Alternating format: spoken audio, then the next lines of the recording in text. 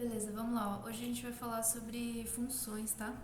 Funções é um tema bem legal que dá pra gente falar por duas aulas, mas a gente vai ter uma aula só pra falar dele, então vamos aproveitar bastante hoje. Vai ter exercício, vai ter um monte de conteúdo, então já vamos começar pra dar tempo, tá? Então, só pra fazer uma revisão rapidinha da aula passada, a gente falou sobre bibliotecas, e aí a gente viu três bibliotecas principais, né? Mas retomando o que é uma biblioteca, é um pacote de vários códigos que já estão escritos e várias coisas que já estão implementadas, que a gente pode instalar e aí usar dentro do nosso código. Então a gente instala, aí a gente importa para dentro do nosso código e a gente pode usar partes dessa biblioteca dentro do nosso algoritmo, né, do nosso código. E a gente viu, por exemplo, a biblioteca random, que ela gera números pseudo-aleatórios, né? E aí, lembrando, toda biblioteca também tem sua documentação, né? Então a gente tem que aprender a trabalhar com essas documentações, aprender a ler, encontrar coisas ali dentro, tá?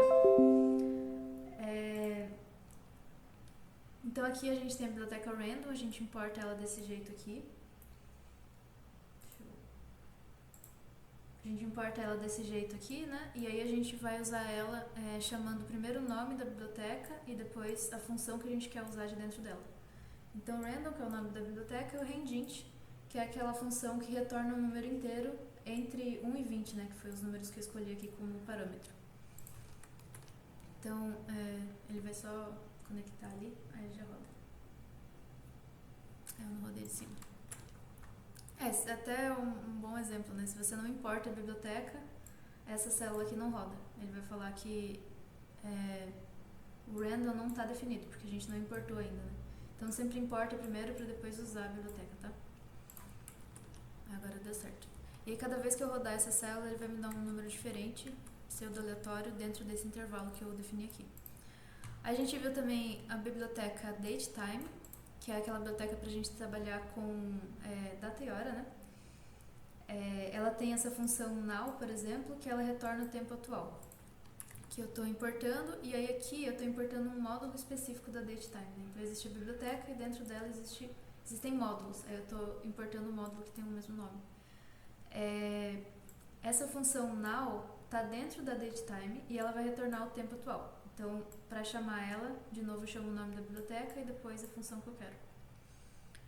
E aqui o exemplinho de como usar esse módulo now, né? Então ele vai me dar a data e hora no formato normal, que fica dentro dessa variável agora. E eu também posso criar a partir dessa variável, variáveis de ano, mês, dia e até do horário, se eu quiser, tá bom? Então é um jeito de pegar essa variável aqui agora e depois cortar ela em ano, mês, dia. Tudo isso também está explicado dentro da documentação da datetime, tá?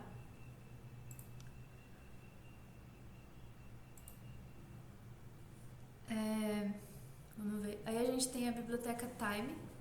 A biblioteca time também é muito parecida com a datetime, ela também trabalha com data e hora. A time ela tem um módulo que a gente costuma usar que é bem legal para interação com o usuário, que é esse de time sleep, né? Então, time sendo o nome da biblioteca e o sleep sendo o tempo de espera entre uma linha de código e outra. Então, ele vai rodar essa linha de código. Aí, aqui a gente define um tempo que ele vai ficar esperando. Então, nesse caso, eu estou colocando 30 segundos. E aí, ele vai esperar 30 segundos antes de rodar essa linha de baixo. Então, eu vou colocar menos tempo aqui só para a gente ver um exemplo. Vou colocar 5 segundos. Opa, não importei de novo. Pronto. Então ele vai esperar 5 segundos e quando o tempo acabar, aí ele roda essa aqui de baixo. Pronto. Certo? Então a gente viu essas três bibliotecas, elas são bibliotecas de entrada assim, mais simples. Elas têm muitos módulos legais que dá para trabalhar coisas bem divertidas, principalmente a Random, que tinha lá na lista de vocês, inclusive. Dá para fazer bastante coisa divertida com elas.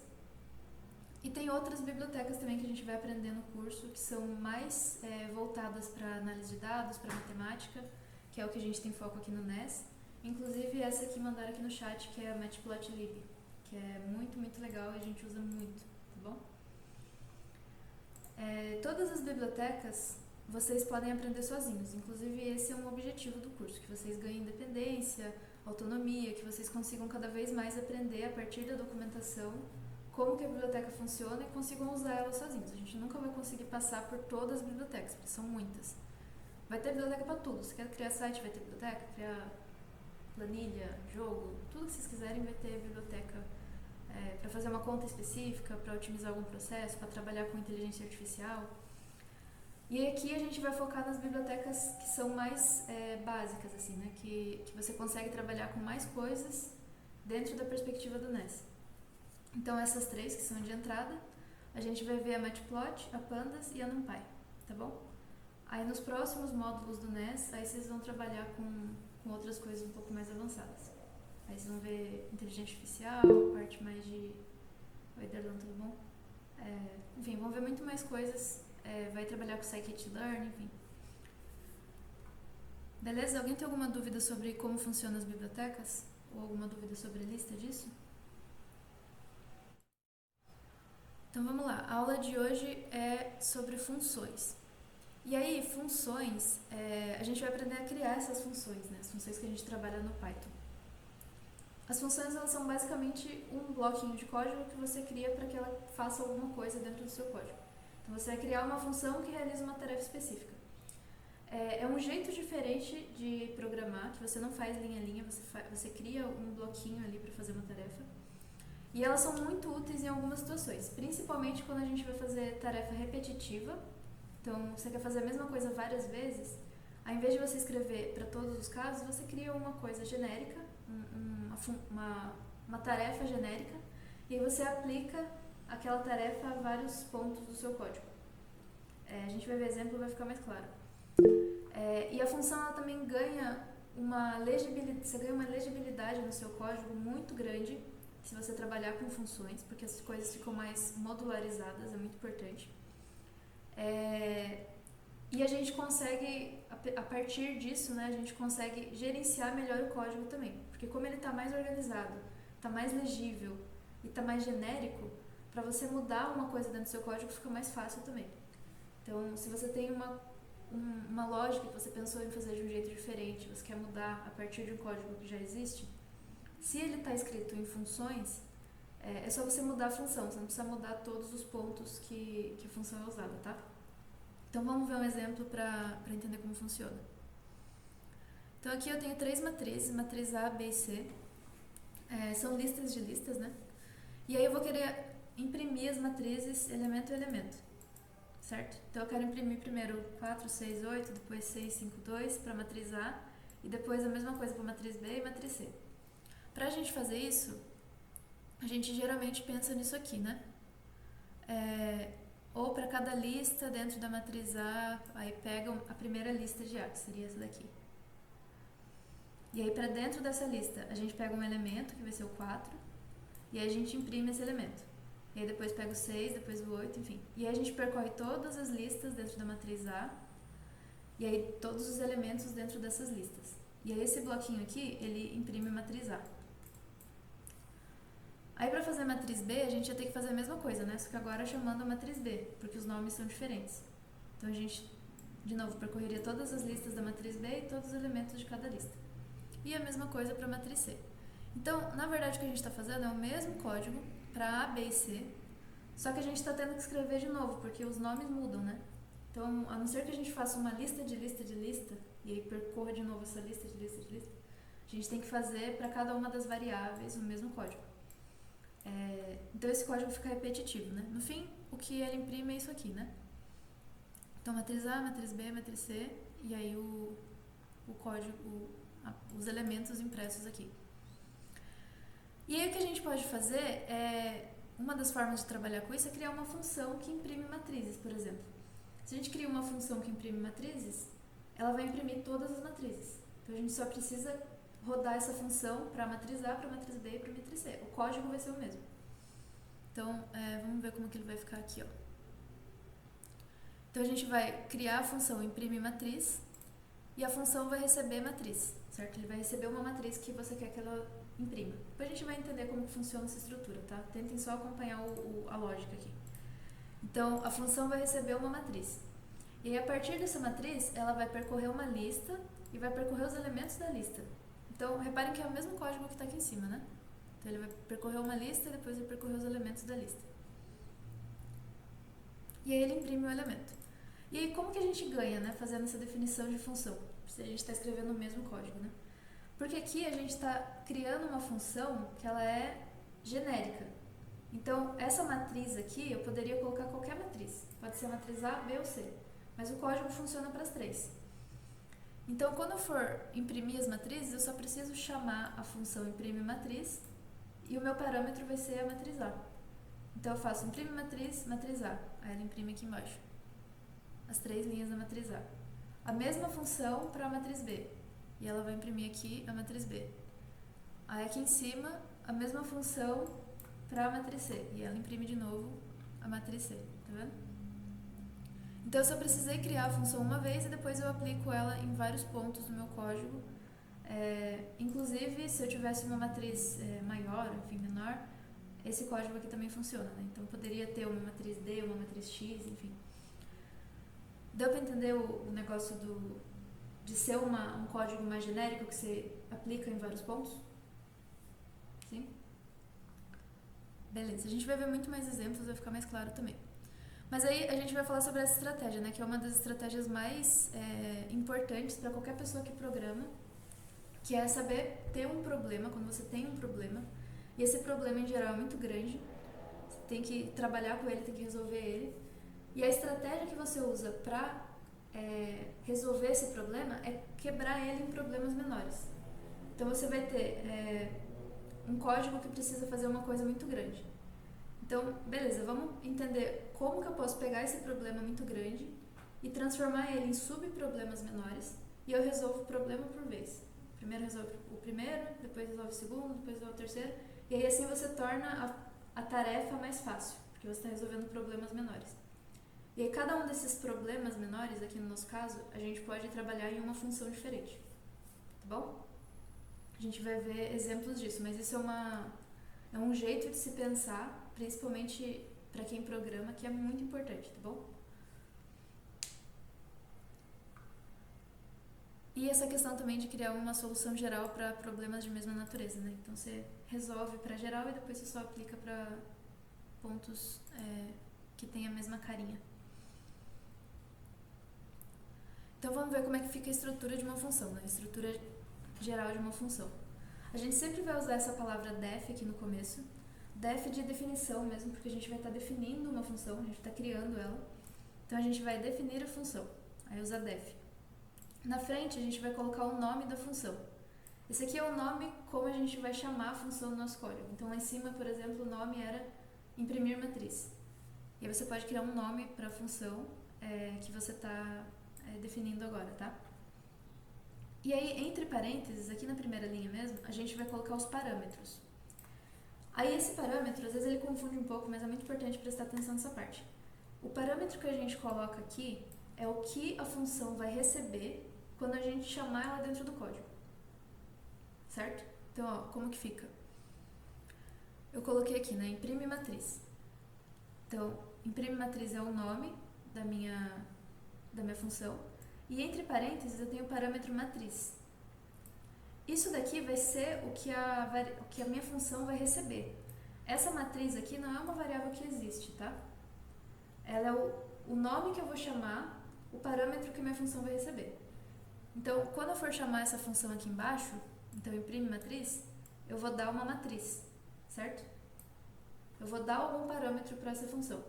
E aí, isso que eu der aqui como parâmetro, dentro da minha função vai ser chamado de matriz. Tá vendo? Então, por exemplo, quando eu fiz matriz a matriz A ficou chamada de matriz. Então aqui, ó, quando eu estou rodando essa função para matriz A, eu estou chamando a matriz A de matriz. Quando eu estou rodando a função para matriz B, aí eu faço assim, ó, imprime matriz e o meu parâmetro é matriz B. Então essa matriz aqui vai ser a matriz B. Tá dando para entender? Então o parâmetro vai ser o que eu vou receber quando eu chamar a função dentro do meu código. Então esse parâmetro aqui, ele não existe de fato. É só um nome que eu vou dar para o que eu vou colocar ali quando eu chamar a função. Certo?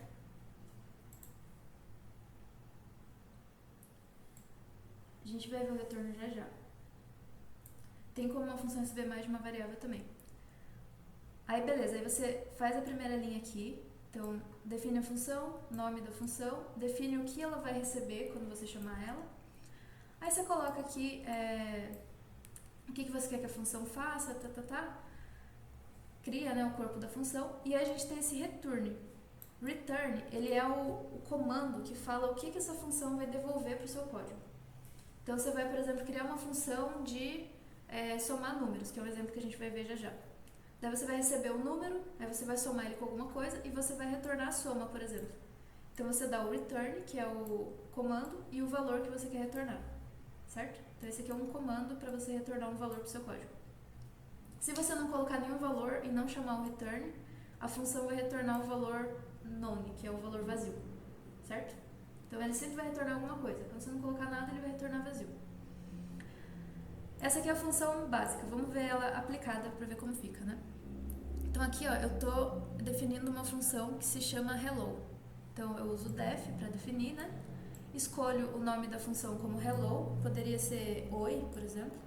Deixa eu colocar oi. Agora o nome da função é oi. Aqui ele vai receber um nome, então a minha função vai receber um nome. Repare que esse nome não é uma variável que existe por enquanto, tá? Deixa eu mudar aqui embaixo, que eu mudei para oi. Aí eu coloco lá que o corpo da minha função, que é essa parte aqui, ele vai dar um print, aí ele vai dar olá, nome. Esse nome aqui não existe por enquanto, é só o nome do parâmetro. Ele vai ser recebido pela função aqui em cima. E aí eu imprimo baseado no que eu receber. Então quando eu chamar a função oi, e aí eu der algum parâmetro aqui dentro, esse parâmetro vai ficar dentro do que eu defini aqui em cima como parâmetro. Então Renato, nome vai valer Renato, né? Renato vai para dentro de nome. E aí eu imprimo a função oi, olá Renato, seu nome é Renato, certo? Boa. Então vamos rodar. Ó. Olá Renato, seu nome é Renato. Se eu colocar Maria aqui, por exemplo, aí agora Maria foi para dentro de nome, e aí toda a impressão aqui vai ser Maria. Olá Maria, seu nome é Maria, certo? Então a função ela é genérica, e aí cada vez que eu chamo ela eu posso colocar um nome ali dentro, ou algum valor diferente nos parâmetros dela, tá bom? Façam pergunta, gente, o que vocês acham? Tá claro? Tem dúvida?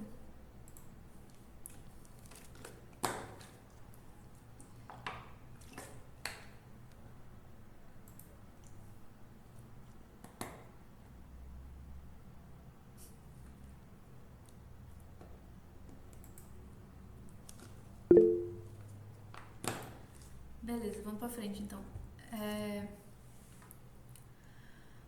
Opa, aqui ficou... Beleza, então vamos falar sobre os parâmetros da função, tá? Então agora a gente vai falar sobre isso aqui que entra dentro dos parâmetros quando a gente define a função, tá? Então, a gente tem alguns tipos de parâmetro, né? A gente tem, por exemplo, o parâmetro posicional. Eu acho que eu esqueci de colocar o parâmetro com nome aqui, depois eu falo pra vocês. Mas a gente tem os parâmetros posicionais. Eles devem ser passados quando a gente chamar a função no código. Então a gente vai sempre chamar a função e a gente coloca os parâmetros aqui dentro, né? Aqui tem um exemplo, por exemplo, da mesma função que a gente tinha aqui em cima, só que daí eu tô chamando com nome aqui em cima e aqui eu tô fazendo com nome e idade. Então nesse caso, ó, eu tenho dois parâmetros, o nome e a idade. Os parâmetros, eles respeitam a posição que você define eles. Ou seja, primeiro aqui eu defini nome e depois idade. E eu tô falando, olá, nome, você tem idade e anos, né? Quando eu chamar essa função, nome vai vir aqui e idade vai vir aqui. Aí aqui eu tô chamando, ó, Renato e 15. Então, Renato vai pra dentro de nome e 15 vai pra dentro de idade. E aí a função roda aqui normal. Se eu faço 15 e Renato, a função não vai saber que o 15 é a idade e o nome é o Renato.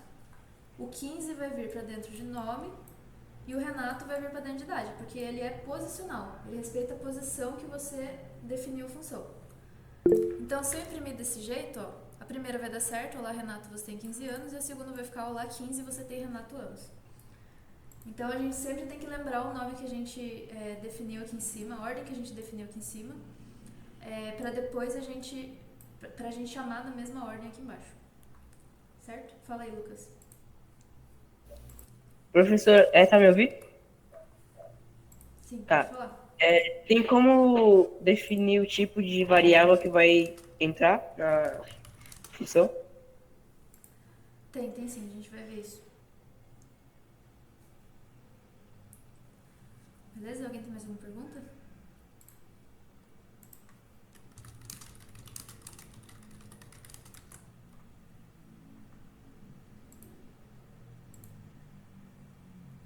Beleza. Vamos lá então. Aí aqui tem um outro exemplo de soma, né? Então aqui eu tô fazendo uma definição de função de soma de A com B. E aí a soma que eu tô criando dentro da função vai ser A mais B. E aí depois ele imprime a soma de A e B é soma, certo?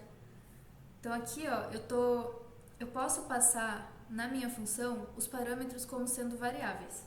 Então até aqui em cima eu estava passando valores direto, né? Então estava chamando a função e passando valores de nome e de idade, por exemplo. Eu posso passar duas variáveis como sendo os parâmetros da minha função. Aí aqui eu estou pegando dois ints, né, que eu vou receber do usuário. O número 1 e o número 2. Aí se eu rodar esse código aqui, ele vai pedir um número, eu vou dar 1, 2. E aí o 1 e o 2 ele vai ser guardado aqui e aqui. E aí eu dou as variáveis como parâmetros da minha função, tá vendo? Isso pode também normal e dá certo. E aí o A vai valer 1, o B vai valer 2, e aí eu somo 1 e 2 e ele imprime 3, certo? Então aqui saiu como a gente esperava. Se vocês tiverem dúvida, vão falando, tá? E aí aqui um outro exemplo, que é a definição de uma equação. Então, A, B e C são três parâmetros, e aí na hora de chamar a equação, a função, né, eu chamo equação e coloco os números aqui. E aí ele vai fazer a equação para mim e vai imprimir o resultado, tá? E aqui eu posso trocar os números e ele troca o resultado também, tá? Deu para entender, gente, como define função? Alguém tem alguma dúvida?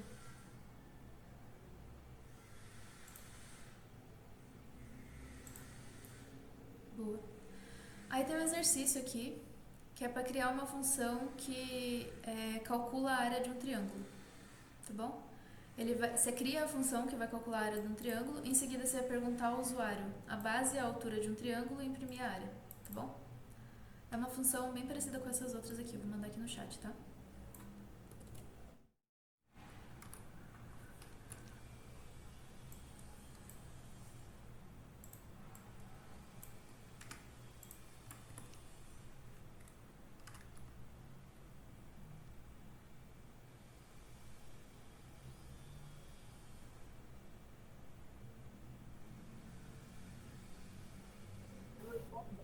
Split. Oi? Split. Não O entendi. input é, o input é um split. Tem que pôr altura e base. Ah, tá. Você já quer os dois ao mesmo tempo, né? Split. Eu não botei vírgula de split, botei espaço. Espaço aí. Boa. Agora foi.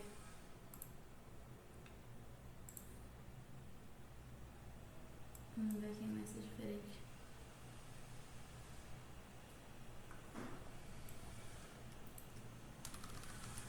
Legal esse jeito de receber aqui.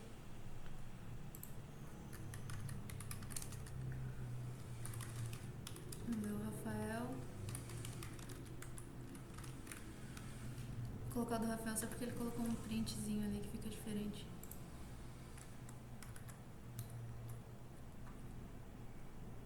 Boa. Todos estão bem parecidos, né? É um exercício bem... É mais pra testar a estrutura mesmo. Mas é um exercício que a saída vai ser parecida pra todo mundo.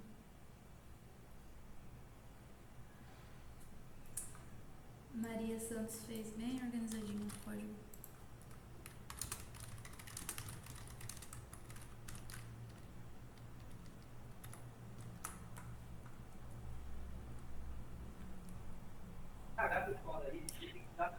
Então, asterisco. Ah, eu acho que...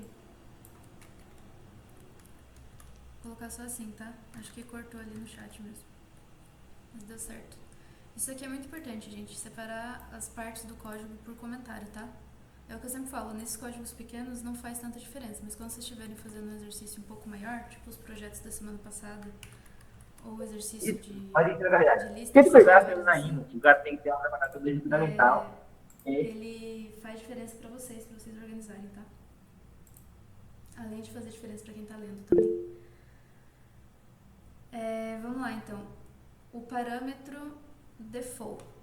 O parâmetro default, que é o parâmetro padrão, é um parâmetro que já vem com um valor. Então, na hora que você cria a sua função aqui em cima, então, por exemplo, def cat, aí você dá dois parâmetros.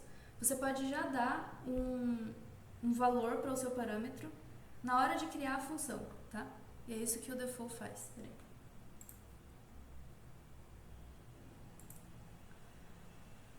Beleza. Então, na hora que a gente vai definir o parâmetro para nossa função, a gente já inicializa ela com um valor, tá bom? Mesmo que ele não vai ser sempre o mesmo valor, a gente pode mudar esse valor depois, mas a gente já inicializa ele com um valor. E aí depois, se a gente quiser mudar esse valor padrão, a gente pode mudar na hora de chamar a função, tá? Então aqui, por exemplo, estou definindo a função aula. E aí a aula vai ter um tema e vai ter uma duração. A duração padrão vai ser 1. Ou seja, se eu não mudar esse valor de duração, ele sempre vai ser 1. E aí eu vou imprimir a aula de tal coisa, teve duração de tantas horas. E eu posso chamar, por exemplo, a aula desse jeito, então aula de matemática, sem dar o parâmetro duração, porque ele já tem um valor. Ou eu posso chamar a mesma função para a mesma aula, só que daí eu dou um valor para a duração. Se eu coloco algum valor aqui, ele muda esse valor padrão. Se eu não coloco nada, ele vai sempre com o valor padrão. Então, se eu imprimir esses dois aqui, vai ser a mesma coisa, só que o primeiro aqui, né, a primeira vez que eu chamei a função, ele veio com o valor padrão, e a segunda vez eu mudei o valor padrão para 2. Certo? Beleza? E aí o mesmo exercício, na verdade esse aqui é um pouquinho diferente, para você criar uma função de cadastro de usuário com nome, idade e cidade, só que cidade vai ter um valor padrão, aí vocês definem qual vai ser o valor padrão dela. E aí vai ser uma função cadastro, você vai ter que ter nome, idade e cidade, e aí vocês fazem algum exemplo também chamando a função, tá bom?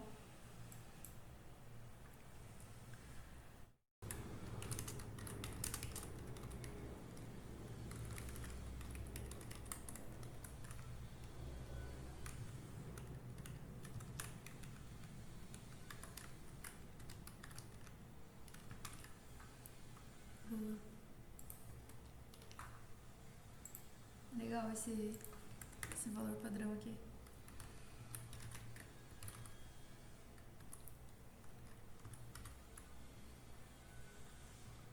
Boa. Aí aqui, como ele não pergunta, né, o lugar onde eu moro, ele fica com o valor padrão de algum canto do Brasil. Beleza. Tá ótimo. Alguém mais fez de algum jeito diferente, pessoal?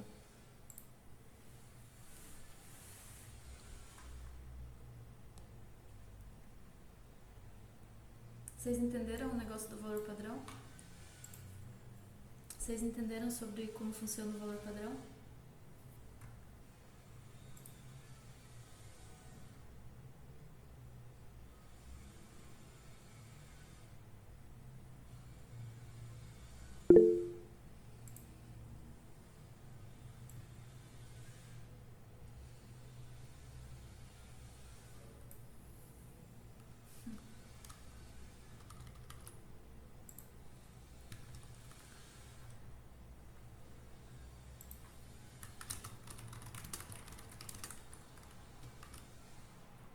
Beleza.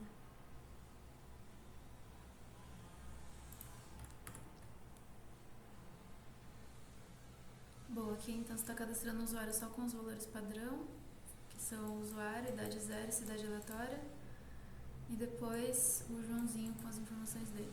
Perfeito. Beleza, então, gente. Então a gente viu o parâmetro posicional, né? Então ele só acontece quando a gente coloca o valor, e o parâmetro que já vem com o valor padrão, que é o default. Se você define uma função, só algumas observações aqui, tá? Se você define uma função, por exemplo, aqui, nessa base de triângulo, vou usar a função da Maria aqui, que se chama cat, né, de cateto, eu acho. E aí ele pede duas informações, né, e eu só dou uma, por exemplo, isso aqui vai dar erro, tá? Porque ele espera que tenha duas funções, dois parâmetros, e eu só estou dando um. Aí ele funciona se eu dou os dois parâmetros. Se eu dou um parâmetro a mais, ele também vai dar erro, tá? Porque ele precisa de 2 parâmetros e eu estou dando 3, certo? Então, a definição dos parâmetros é muito importante para que a função funcione certinho, tá bom? Então, vamos seguir.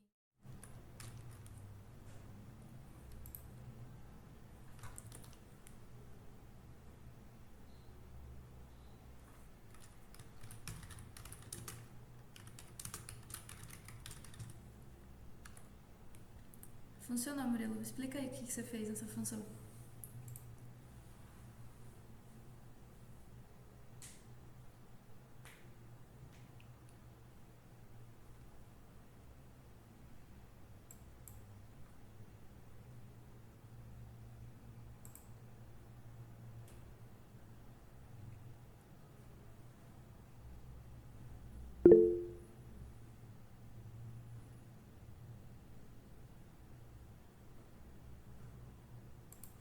Mas explica como é que você usou o try except aqui.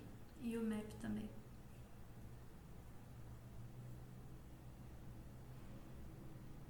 Consegue abrir o microfone aí? Professora, mais ou menos assim. Da última vez que eu tinha usado o map foi para transformar em float. Então eu não sei se estava muito necessário usar esse string aí dentro do map, mas eu usei só para garantia. Mas aí eu tentei fazer assim: se o usuário colocar 2 valores apenas, separados por espaço, eu tenho que garantir que ele vai colocar 3 para poder ser cadastrado. Aí ele vai continuar repetindo. Pelo menos eu acho que continuaria repetindo. Aí depois de receber os dados corretos, ele printa essa frase com o cadastro dele. Aí no final eu coloquei o valor, né, que é o input, para ele colocar os dados dele. E aí executei a função.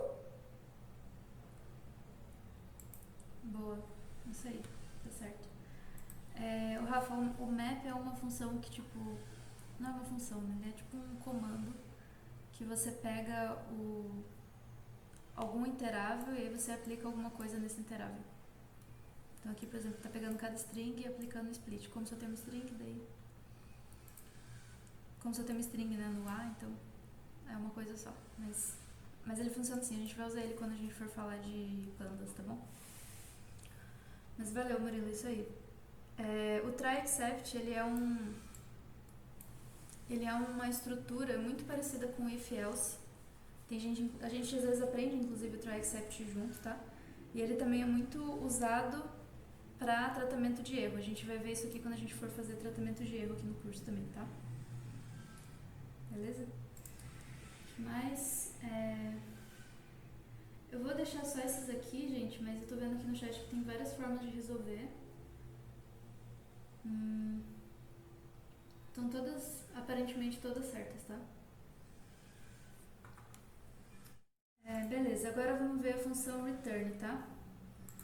A return, ela vai me retornar algum valor a partir da função que eu criei. Então eu vou criar uma função, ele vai receber alguns valores de entrada, que são meus parâmetros, né, que a gente acabou de ver. E ele vai fazer alguma coisa com esses parâmetros. Ele vai somar, ou vai imprimir alguma coisa, ou vai criar algum dicionário. E aí a gente pode ou não retornar uma coisa para o código a partir da função. A gente criou a função, fez alguma coisa ali e a gente pode ou não retornar.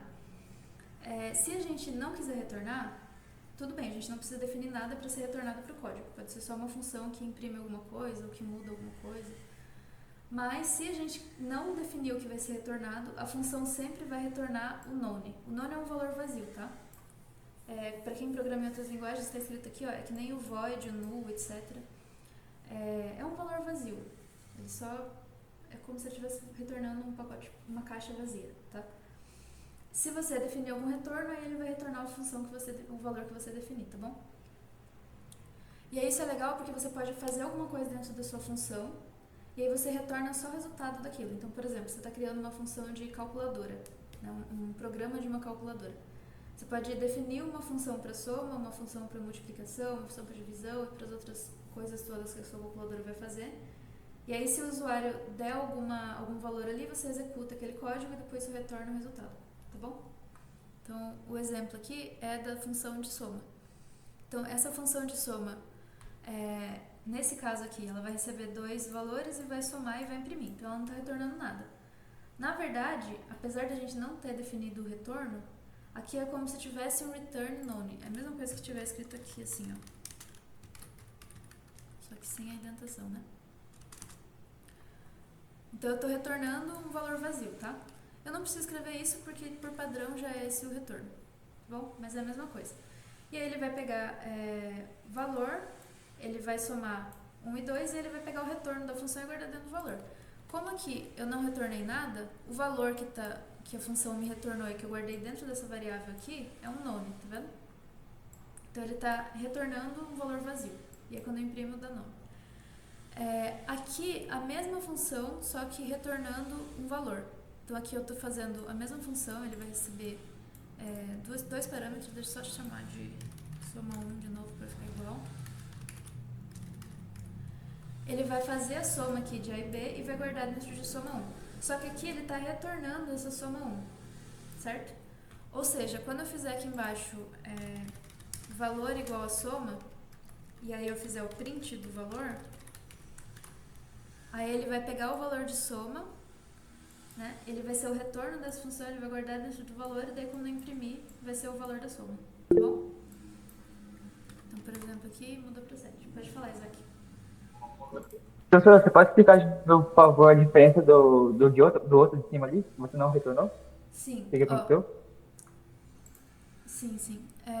Aqui em cima eu estou definindo a mesma função, tá vendo? Só não tem o print. Deixa eu colocar o print lá embaixo também, para ficar igual.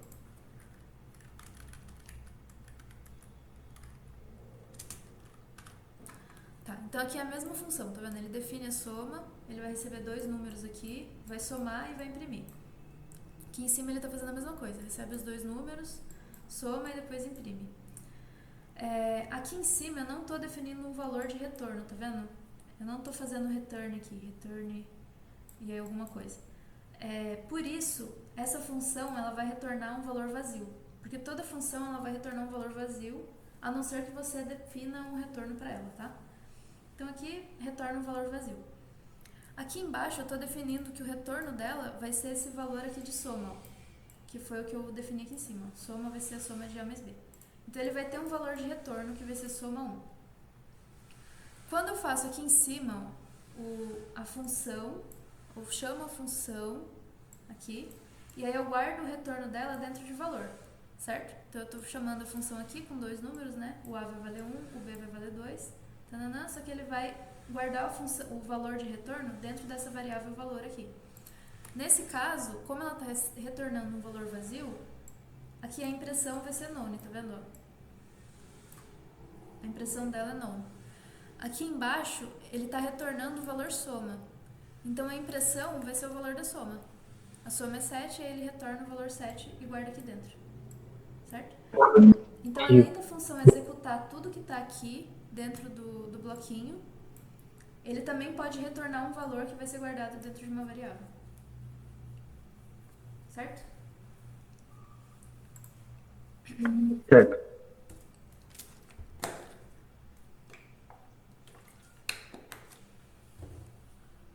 Alguém tem alguma dúvida, pessoal?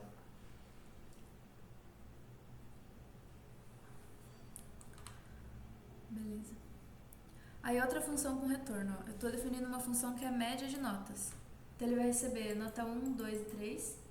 Aí ele vai fazer a média, que vai ser nota 1 mais 2 mais 3, só que dividido por 3, né? E ele vai retornar a média. Então como é que eu uso essa função? Eu vou chamar o nome da função, né, que é a média de notas. Vou dar as notas aqui na frente. E eu sei que ele vai me retornar a média, né? Então eu guardo o retorno aqui dentro dessa variável média final.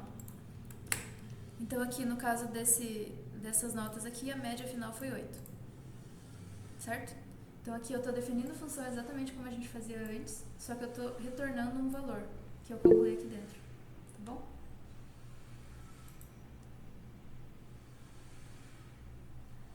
Sim, a função faz a mesma coisa. Se eu não fizer... É que depois a gente vai ver sobre essa questão de variável local e global. Tem algumas diferenças em você retornar ou você usar direto. Mas basicamente a função vai funcionar do mesmo jeito se você não colocar o return. Se você não colocar nada para ser retornado, é a mesma coisa que se fizesse isso aqui, ó. Então ele retorna um valor vazio. E aí essa média aqui, se você escreve return none ou você apaga aqui, é a mesma coisa. A função vai funcionar igual, só muda o valor de retorno. Tá bom? Beleza. Aqui tem o retorno com 2 valores, então aqui, por exemplo, eu estou definindo uma função que vai calcular o mínimo e o máximo. E ele vai receber uma lista.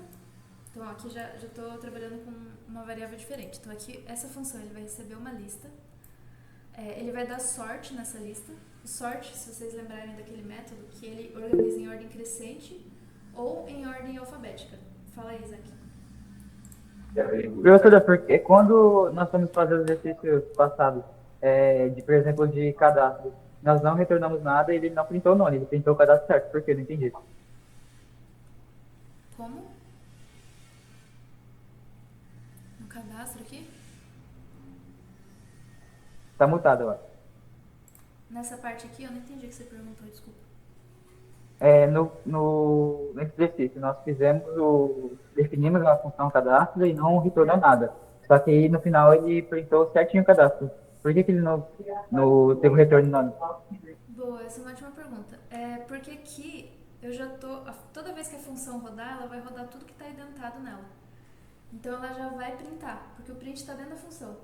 Mas o print ele vai imprimir de qualquer forma, esteja dentro da função ou esteja fora, ele vai imprimir. Porque o print, ele nada mais é do que um comando para que apareça alguma coisa para o usuário, né? Então é a função que está dando esse comando, no caso. Ah, não tinha print na outra, né? Tinha, acho que tinha também, quer ver? Ó. Esse aqui também tinha, ó. E esse daqui também. Não. A do return. Qual? Aquela que você explicou o return pra gente. Tinha print? Vamos ver. Acho que tinha também. Mas por que ele não printou? Não tinha não. Não, Tinha não sim, tem. tinha no final. Não tem, mas o que eu tô imprimindo aqui, na verdade, é o média final, tá vendo? Então Tava fora. eu pego esse valor aqui que vai retornar média e eu guardo média dentro de média final, aí depois eu imprimo média final. Entendi. Tá bom. Se eu não pedisse pra imprimir isso aqui, não aconteceria nada, ó. Se eu fizesse assim, ele não imprime nada. Ele só guardou o valor aqui dentro de média final, mas ele não imprimiu. Beleza. E aí o valor com 2 retornos, né? Então aqui eu estou definindo uma função que vai receber uma lista. Estou chamando de lista 1, por exemplo. E aí eu vou dar o sort, que é aquele que organiza em ordem alfabética ou numérica, né? Crescente. O mínimo, depois que eu der o sort, né? Então aqui já estou organizando a lista. O mínimo vai ser o 0, então a primeira posição da lista. E o máximo vai ser a última posição da lista, né? Então a posição menos 1. E aí aqui eu estou dando retorno de 2 valores, do mínimo e do máximo nessa ordem muito importante. Então eu estou retornando o mínimo e o máximo, tá? Aí como é que eu faço para guardar esses valores? Então aqui eu estou criando a lista, aí eu estou chamando a função para a lista, tá vendo? Para a lista que eu criei aqui em cima. Chamando a função para a lista num, que é a lista que eu criei aqui em cima. Eu tenho que dar o valor, a variável onde eu vou guardar o valor mínimo e a variável onde eu vou guardar o valor máximo, separados por vírgula, e aí depois é igual a função. Porque essa função aqui, ela vai retornar 2 valores. Então eu preciso ter 2 variáveis para guardar os valores, tá? E aí eu posso imprimir os valores normalmente. Então eu dei aqui a lista, uma lista bagunçada, né? Quando eu der o sort, o 2 vai ser o primeiro lá da frente, porque ele é o menor valor, e o 8 vai ser o último lá de trás, porque ele é maior. Então ele vai organizar certinho a lista, e ele vai imprimir o mínimo, que é o 2, e o máximo, que é o 8. Então, ó, só pra gente entender o jeito que funciona. Lista tá bagunçada. Eu mando essa lista para dentro da função. O que a função vai fazer com essa lista? Vai chamar ela de lista 1, né? Porque é o nome do meu parâmetro. Vai organizar essa lista. Então agora essa lista aqui já está organizada. Vai pegar o mínimo, que vai ser a primeira posição da lista organizada, e vai chamar de min. Vai pegar a última posição da lista organizada e vai chamar de máximo, ou max, né? E aí eu vou retornar mínimo e max. Então min e max vão ser os retornos. O que são? Min é o valor menor e max é o maior valor, tá bom? E aí eu guardo aqui, ó. Então ele vai retornar min e máximo, aí eu vou guardar o mínimo aqui e o max aqui. certo? E aí eu posso trabalhar com essas duas variáveis no meu código normalmente. Então, se eu tivesse 30 listas para ordenar e para separar qual é o maior e o menor, eu só precisaria chamar desse jeito aqui para todas as 30 listas, tá bom? Não precisaria ficar aplicando métodos na lista toda hora, certo?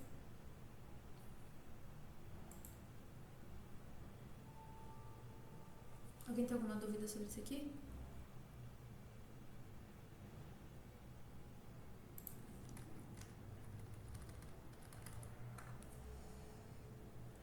Todos esses exemplos eu tô deixando eles organizadinhos e comentados, tá? Pra vocês estudarem depois.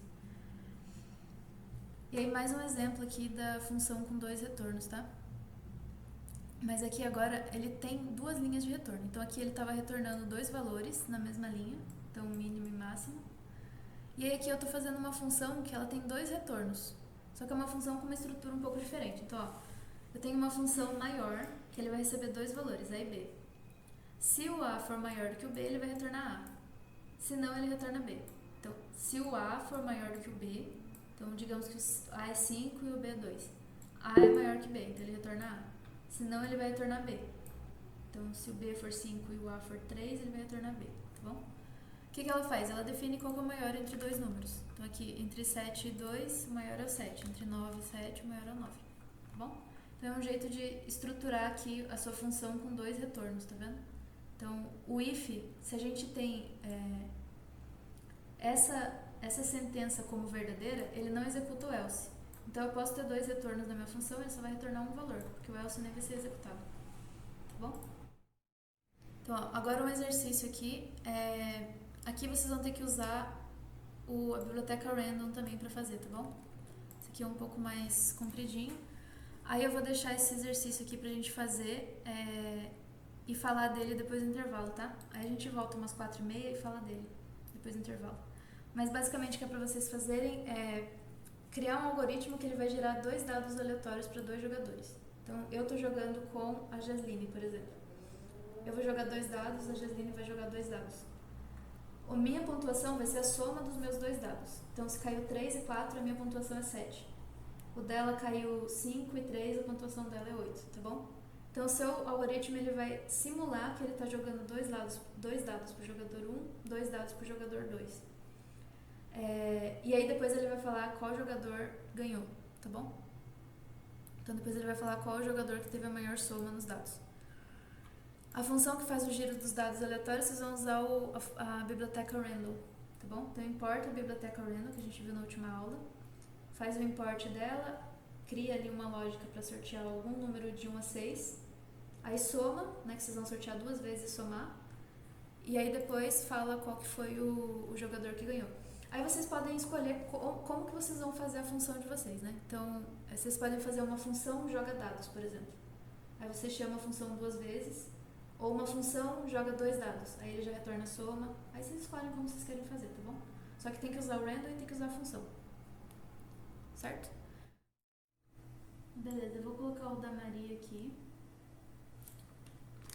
Eu vou pegar de algumas pessoas que não peguei ainda, porque eu quero deixar pessoas diferentes. Cadê as câmeras, hein, gente?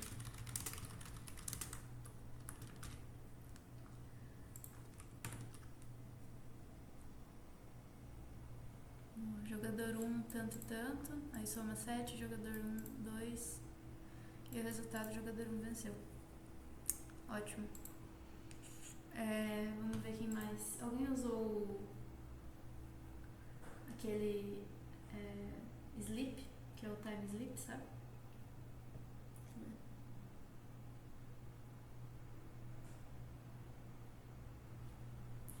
Vamos ver aqui.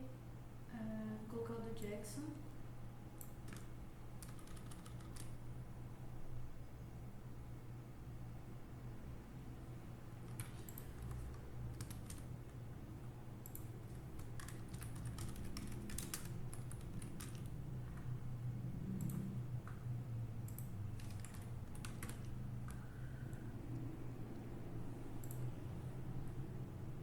Jackson, o seu cortou, viu? Não veio o finalzinho.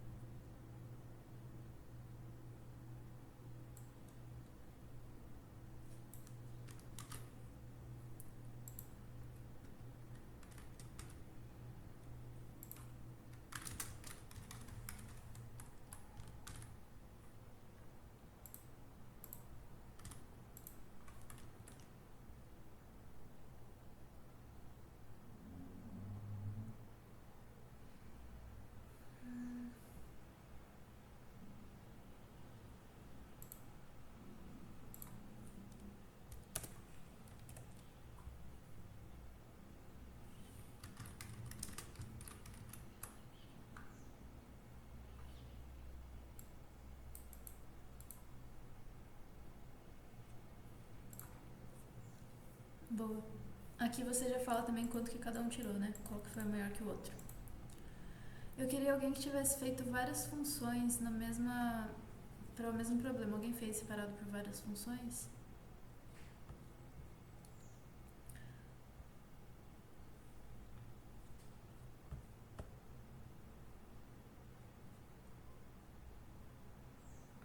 Ó, vou fazer de um jeito aqui que é um pouquinho diferente, tá? Todos aqui estão funcionando bem, só vou fazer de um outro jeito. Então aqui eu vou fazer um def joga 2 dados.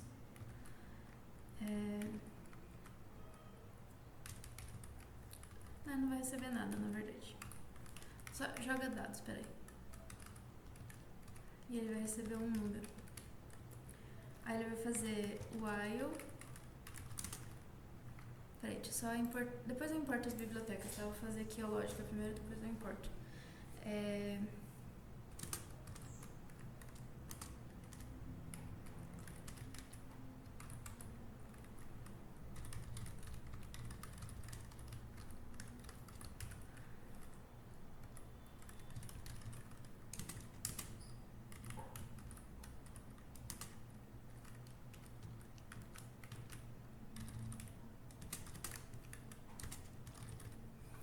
Tá, então aqui, ó, o que é essa lógica? Eu vou pedir pra ele jogar dados um número de vezes, certo? Então 2 ou 3, enfim. E aí eu vou pegar um i que começa em 0, i igual a 0, e um soma que começa em 0 também. Então, enquanto o i for menor que num, por exemplo, aqui se eu pedir 2, por exemplo, ele vai contar o 0 e o 1. O 2 não vai entrar, então ele vai jogar 2 vezes. Ele vai jogar um dado e aí somar o valor que saiu nesse dado. Então, se ele for jogar 2 vezes, ele soma o valor aleatório 2 vezes. E aí depois eu vou pedir para ele retornar a soma, certo? Aqui ele só vai jogar dados. Aqui eu vou fazer uma outra função, que vai ser a função comparar A e B. Vou chamar já de jogador 1 e 2. Por exemplo, tá? E eu vou fazer se o jogador for maior que o jogador 2, aí ele vai retornar o jogador 1, por exemplo, tá? E aí se não, então o jogador 2 é maior, aí...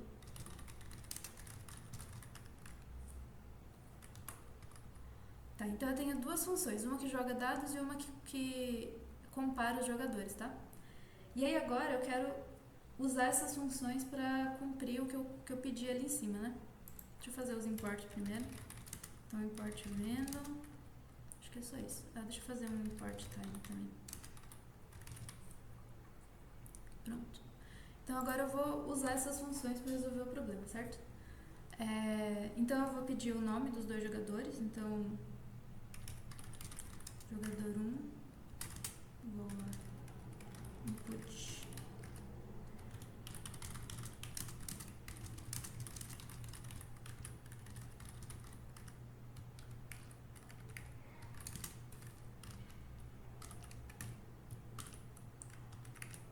e o nome do jogador 2.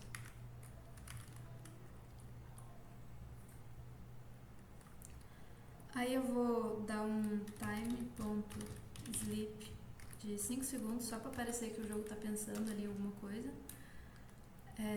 E aí eu vou jogar o dado para os dois jogadores e vou dar o resultado de quem ganhou. Então eu vou fazer o seguinte. Então primeiro eu vou jogar o dado para os dois, certo? Então eu vou chamar o jogador. Como é que chama o nome? Joga dados. Joga dados 2. E aí esse daqui, ele vai ser o resultado 1, que é o resultado do jogador 1. E o resultado do jogador 2 vai ser o resultado 2.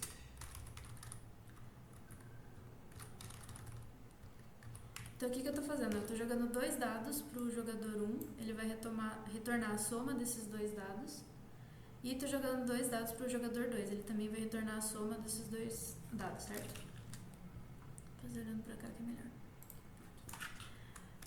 E aí agora eu quero comparar.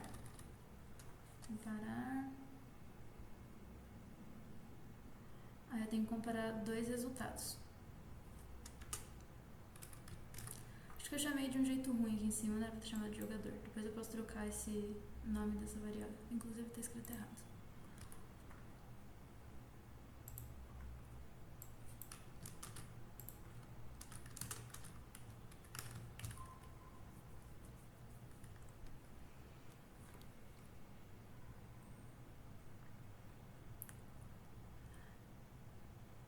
Na verdade, eu acho que o melhor jeito de fazer isso é criando um dicionário. Olha que legal.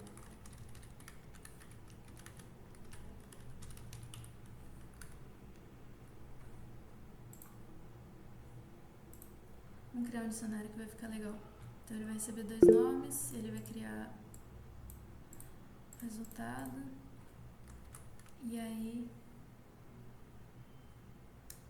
Onde vocês estão? Vocês estão no lab do LED, é?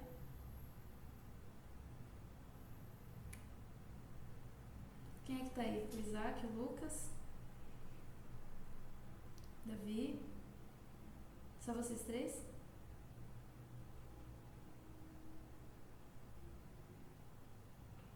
Tá, beleza. E a Darlis tá por aí, não é?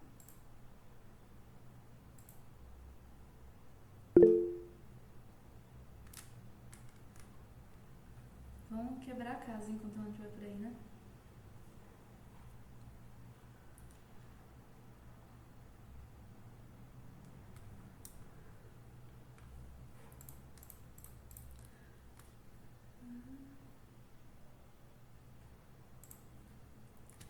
Tá, então o jogador 1, ele vai ter...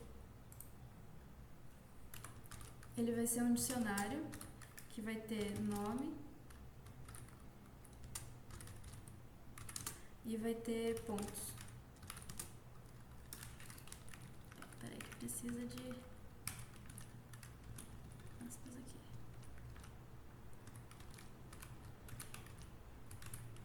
Vai ter pontos, né? Os pontos do jogador 1 vai ser o resultado 1, por exemplo.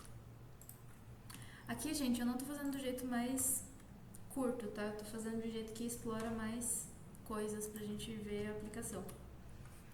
O jogador 2 vai ser a mesma coisa, só que ele vai ter os valores para 2, né? Então, resultado 2, nome 2 e jogador 2. Beleza. Aí agora eu quero comparar os jogadores. Então eu vou comparar o jogador 1 e o jogador 2. Então aqui eu estou enviando o dicionário para minha função. Então aqui a minha função tem que estar preparada para receber um dicionário, certo? Então vai receber 2 dicionários, jogador 1 e jogador 2. Eu vou comparar o jogador 1 pontos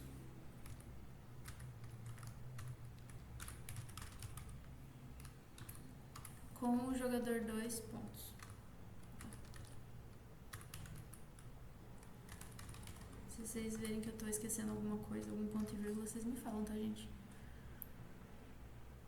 Beleza?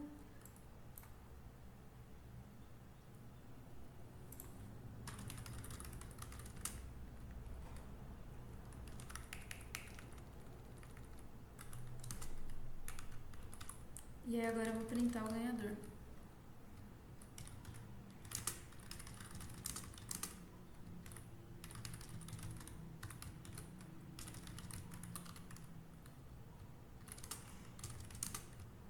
E aí aqui eu tô acessando Deixa eu terminar de escrever, daí eu explico.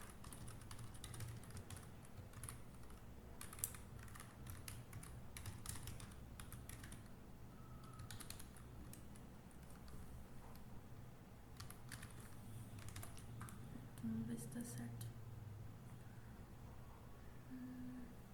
Coloquei ponto e vírgula só.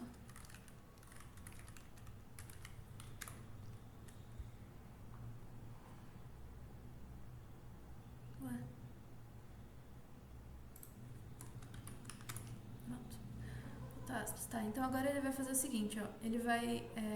aqui são só as importações, certo? Tô só importando as bibliotecas.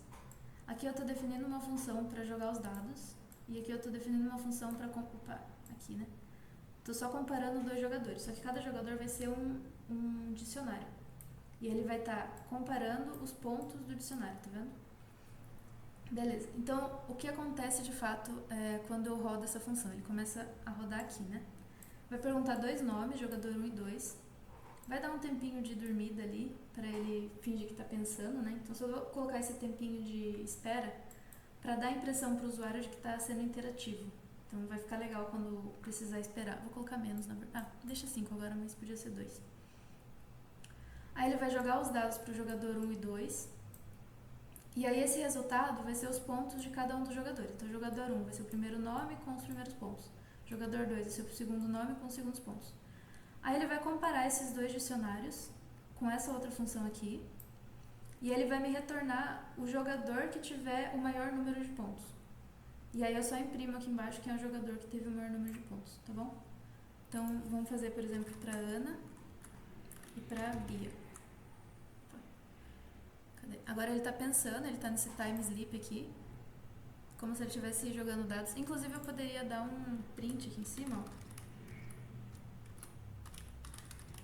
Jogando dados.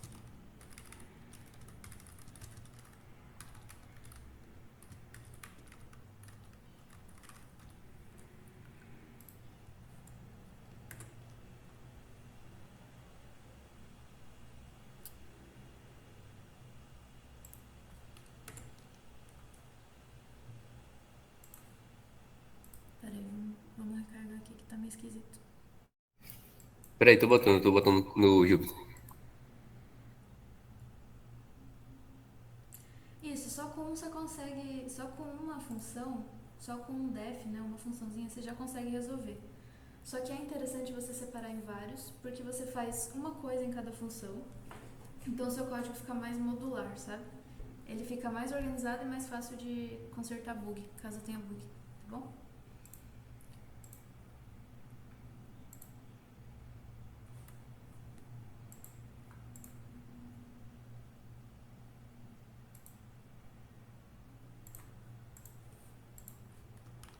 Ah, eu sei o que tá acontecendo, gente. É uma coisa bem boba.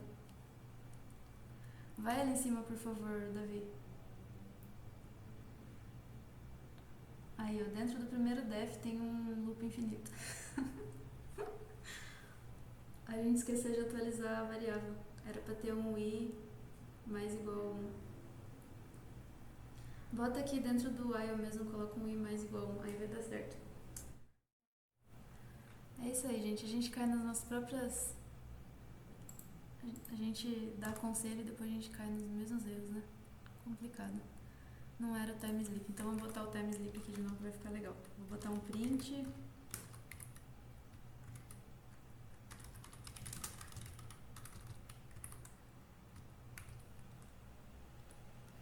Na prova, naquela segunda questão dos rounds, eu fiquei um tempão tentando ver onde é que eu mudava pra round 1, pra round 2, depois eu entendi que eu tinha que atualizar o valor do i.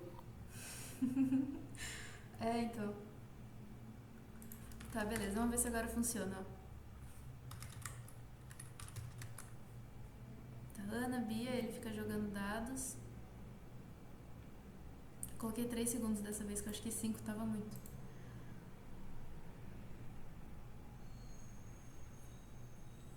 Será que tem outro loop infinito? Ai, eu não arrumei o loop no meu código, só não deve.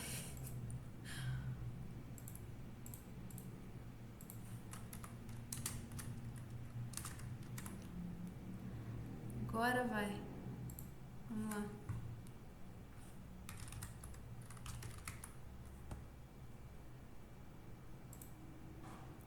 Boa. É isso, agora funcionou. Eu nem lembro mais o que a gente tava falando antes de bugar tudo isso. Mas enfim, dá pra fazer... O ponto é que dava pra fazer duas funções. Uma função de jogar dados e uma função de comparar os jogadores. E aí a gente pode usar essas funções no código, né? O tamanho do código, na verdade, fica só esse daqui. As outras coisas são definições de funções. Só gratidão. O exemplo que eu estava fazendo era para a gente ver como usar dois defs na mesma função, né? Então aqui eu estou separando em... O meu problema original era jogar 2 dados para cada jogador e depois comparar quem ganhou, quem era o jogador ganhador, né? Então eu estou separando isso, em vez de ser uma função só dentro de um objetivo só dentro de uma função, ou vários objetivos dentro de uma função só, eu estou separando em 2 funções, cada função faz uma coisa, e aí eu uso elas para partes diferentes, né? Então aqui o joga dados eu uso nessa parte e o comparar eu uso aqui embaixo, tá? Aí depois a gente vai ver também que geralmente o pessoal tem um hábito, principalmente quem trabalha com sites, tem o hábito de criar uma função main. A função main, que escreve assim, ó, vou escrever aqui em cima, depois eu apago, tá? Main, que seria a função principal do seu código. É como se você criasse várias funções auxiliares, então o joga dados seria uma função auxiliar, o comparar seria outra função auxiliar aqui, e a sua main seria o que o seu código é feito para fazer, assim. Então a main seria jogar dados para 2 jogadores. E aí você pode chamar outras funções dentro dessa função. A gente vai ver isso daqui a pouco. Já foi bastante tempo. Mas vamos lá falar de escopo de variáveis, tá? Então, quando a gente cria variáveis, por exemplo, aqui dentro, ó, dentro da minha função eu estou criando 2 variáveis, a variável i e a variável soma, tá? A variável i, ela inicia em 0, a soma inicia em 0, e depois eu retorno a soma. Essa variável aqui que eu retornei, eu vou estar guardando ela em algum lugar, né? Então, por exemplo, aqui o joga dados, aqui embaixo eu vou estar guardando a variável soma dentro desse resultado 1. E depois eu jogo de novo e vou guardar outro resultado soma dentro desse resultado 2, tá? Então eu estou guardando essa variável que eu criei dentro da função e estou retornando ela para o meu código. Eu criei a função joga dados e aí eu estou retornando a variável soma para dentro dessa variável resultados, né? Então essa função aqui vai me retornar um resultado que é o soma aqui de cima. Beleza. Essa variável soma, como eu retornei, eu posso usar ela fora da função. Essa variável i aqui, ela não existe fora da função, tá? Porque eu criei ela dentro da função. Então, o que é criado ali dentro da função não existe fora da função. Então, se por exemplo, eu tentar imprimir essa variável i dentro aqui do while, ou então antes do return, em algum lugar aqui, eu consigo imprimir ela. Ela vai imprimir 0, depois 1, depois 2 e assim por diante. Se eu tentar imprimir ela aqui embaixo, é como se ela não existisse, porque ela só existe dentro daquela função, tá? Isso a gente chama de variável local, porque ela só existe em um lugar específico do código. Então, essa variável i só existe aqui dentro. A variável soma também só existe aqui dentro. Só que como eu estou retornando ela não existe mais, mas o valor dela eu estou guardando dentro do resultado, tá? Então, se eu tentar imprimir ela para fora da função, ela também não existe, mas o resultado, o valor dela, eu guardei aqui dentro. Então, o valor está guardado. Certo? Então, existem essas variáveis locais, né, que elas só existem dentro da função. Então, por exemplo, aqui, a função dobrar n, ela recebe o número n e o dobro 1 vai ser n vezes 2. Se eu tentar imprimir esse dobro 1 aqui fora da função, ó, aqui, porque eu já criei. Peraí, deixa eu fazer um negócio aqui antes. Tava rodando esse código, eu acho que...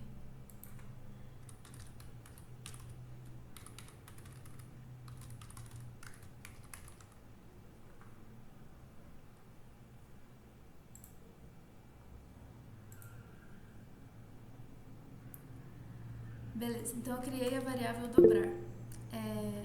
Aí dentro da dobrar eu estou criando essa variável dobro 1, que ela vai pegar o número n e vai multiplicar por 2. E ela vai valer dobro 1, tá bom?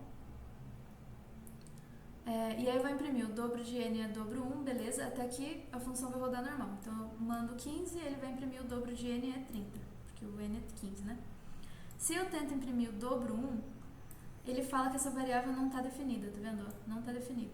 Por quê? Porque ela só existe aqui dentro dessa função, ela é uma variável local. Fora da função, que é onde eu estou tentando imprimir ela não existe, como se nunca tivesse existido, ninguém nunca chamou nenhuma variável desse nome. Então ele não vai imprimir, ele vai dar esse erro de não existir. Por outro lado, a gente tem as variáveis que são globais. Essas são as variáveis que são definidas fora de função. Então, por exemplo, aqui, ó, estou criando uma variável dobro 2. O dobro 2 vale 20. Aí eu vou fazer... e essa variável aqui, ela está sendo definida fora da função, tá vendo? A função vem depois. Como eu estou mudando o valor dela aqui dentro, ela não está sendo criada dentro da função, estou mudando, certo? Desculpa, eu estou criando uma variável aqui chamada dobro 2. Mas essa variável dobro 2 aqui é uma outra que não é essa. Porque ela só existe dentro dessa função aqui. Tá? Essa dobro 2 só existe dentro dessa função. Essa outra aqui é uma outra dobro 2, que é uma variável global, não é só local. Tá bom? Então existe a dobro 2 que só vale dentro da função. E existe o dobro 2 que é global, que vale em todo o resto do código. Então, quando eu rodo esse código aqui, eu mando 15 aqui como valor de n, ele faz dobro 2 igual a n vezes 2, ou seja, esse dobro 2 aqui está valendo 30, e ele vai imprimir, ó, o dobro de n é 30, beleza. Essa outra variável que eu estou imprimindo aqui embaixo, não é essa daqui, na verdade ela é essa daqui de fora, tá bom? Então aqui existe uma variável local, e essa daqui é uma variável global que pode ser usada em outras partes do código, certo?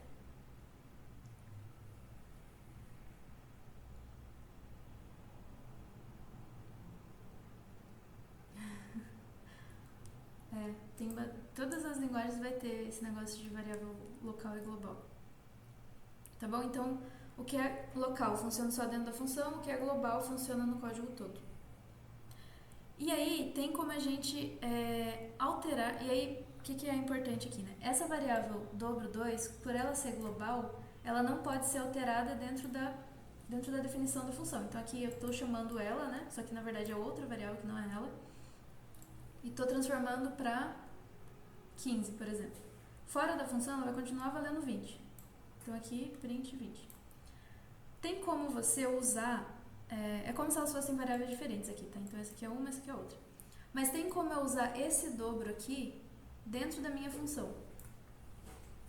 E aí eu vou estar usando uma variável global que vale no código inteiro, só que eu vou estar usando ele dentro da minha função. Então ela vai quase como se tornar local, mas ela está valendo global, tá? Para fazer isso, eu uso esse comando aqui, ó, que é o comando global. Então, ó, eu tenho o dobro... Agora, outro exemplo, eu tenho o dobro 3. Pois é, ótima pergunta. Nome de variável confunde demais. O certo é a gente dar um nome para cada coisa. Mas a gente tem aqui, por exemplo, ó, dobro 3, que vale 20. Aí, dentro da função... Antes eu estava fazendo só essa linha, né? Então eu estava fazendo a mesma variável multiplicando por 2. Agora eu estou criando uma variável com o comando global. O que isso significa? Que eu estou pegando a variável que está valendo fora do código. Então esse dobro 3 aqui é exatamente esse dobro aqui. Tá bom? Então agora o dobro 3 vai valer n vezes 2, o n também está valendo 30, né? E aí o dobro 3 está valendo 30. Só que daí, quando eu imprimir ela fora da função, ela também vai estar valendo 30, porque ela foi alterada dentro da função, tá bom? Então, eu estou alterando uma variável global dentro da função, como se ela fosse uma variável local. Isso não é muito recomendado, porque a hierarquia de variável local e global é importante para a organização do código, tá bom? O melhor a se fazer sempre é deixar a variável global no lugar dela, a variável local no lugar dela, chamar de nomes diferentes, não precisa fazer essa mistureba de colocar global dentro de local e tal. Para alguns casos isso é útil, mas para a maioria dos casos isso aqui confunde, tá? Então, estou contando para vocês só que dá para fazer, mas não é muito indicado. Beleza? Aqui tem o aviso de atenção aqui. É melhor você usar o return e atribuir o valor a uma nova variável do que ficar alterando a global. Beleza, vamos lá. A gente tem as locais, são as variáveis que só valem dentro da função. Então, você define uma função, usa uma variável aqui dentro e ela só vai valer para dentro dessa função. Então, por exemplo, dobro 1 aqui só está valendo dentro da função. Se eu tentar imprimir ela aqui fora, o código nem vê ela não existe, tá vendo? Porque ela só existe nesse microcosmo ali da função. Essa é uma variável local, porque ela só existe naquele localzinho. A variável global, ela é definida fora da função. Então aqui eu estou definindo essa variável fora da função. E aí eu até posso chamar uma outra variável de dobro 2 aqui dentro, mas essa daqui vai ser uma variável local. A minha variável global, que foi definida fora da função, eu não altero o valor dela dentro da minha função, certo? Então eu criei ela fora, ela está valendo 20 aqui e aqui embaixo. Normal. O que eu fiz aqui é uma outra variável, aí eu usei o valor dela, imprimi, beleza, mas eu não altero o valor da global. Até aqui a gente tem variável local e variável global. A local funciona na função, a global funciona no resto do código, certo? Só que tem como a gente alterar a global dentro da função, e a gente usa esse código aqui, esse comando global. Só que isso não é muito indicado, porque daí você vira um pouco de mistureba ali, entendeu? O ideal é você usar o local como local, a global como global. E aí você usando esse global e depois a variável que você quer usar, você meio que está puxando a variável global para dentro da sua função e alterando ela ali. Isso é meio perigoso para fins de gestão de conhecimento, gestão de código, para ficar bonitinho, tá? E para ser mais compreensível também, né? O ideal é que a global seja global e a local seja local. Só para alguns casos que isso aqui é muito útil. Então vamos seguir. Vamos falar agora de funções alinhadas, tá? As funções alinhadas, elas são funções que chamam funções, tá? Vou usar o exemplo que está aqui primeiro. Então, por exemplo, aqui eu estou definindo uma função maior, que ela vai definir se A é maior que B. Então, se A for maior que B, então ele retorna A, se não, retorna B. Então, ele vai retornar sempre o número que for maior, tá?